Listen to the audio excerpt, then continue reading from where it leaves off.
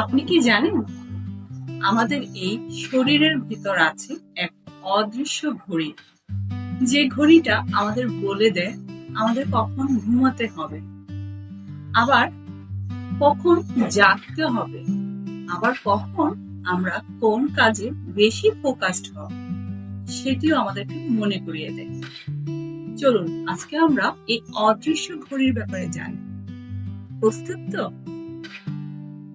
আর এই ঘড়িটি হলো বায়োলজিক্যাল ক্লক অথবা সার্কেডিয়ান রিদম, যাকে বাংলায় বলা হয় দৈনিক জৈবিক চক্র। সহজ ভাষা বলা যায় শরীরের অভ্যন্তরীণ একটি ঘড়ি, আর যে ঘড়ি 24 ঘন্টা পর পর পুনরাবৃত্তি হয়। আর এই ঘড়ি নিয়ন্ত্রণ করে কে বলুন তো? এই ঘড়ি নিয়ন্ত্রণ করে আমাদের শরীর। আর এই বায়োলজিক্যাল ক্লকের মূল নিয়ন্ত্রক হলো আমাদের মস্তিষ্ক। হ্যাঁ, আমাদের মস্তিষ্কের একটি অংশ, হাইপোথ্যালামাস। সকালে সূর্যের আলো যখন আমাদের চোখে পড়ে তখন শরীর বুঝে যায় এটা জাগার সময়, কেননা তখন শরীরে কম মেলাটোনিন অর্থাৎ ঘুমের হরমোনটা কম হয়।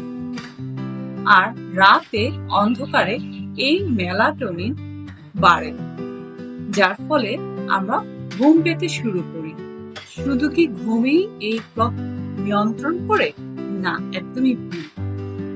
এই বায়োলজিক্যাল ক্লক শরীরের তাপমাত্রা, হরমোন নিঃসরণ, এমনকি আপনার মুড, ভালো খারাপ মুড সবকিছুই নিয়ন্ত্রণ করতে পারে।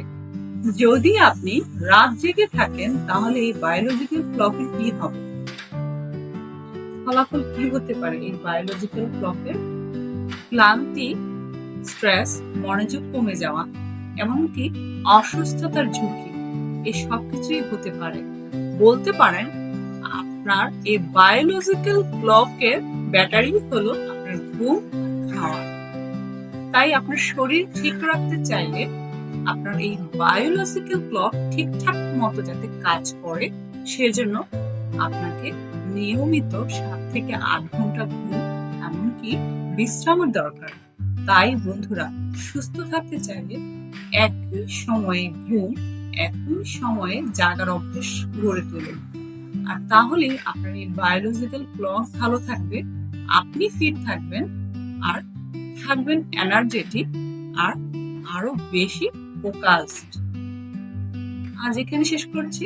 চলে আসবেন এমন মজার মজার টপিক নিয়ে। সে পর্যন্ত সবাই ভালো থাকবেন। Bye bye.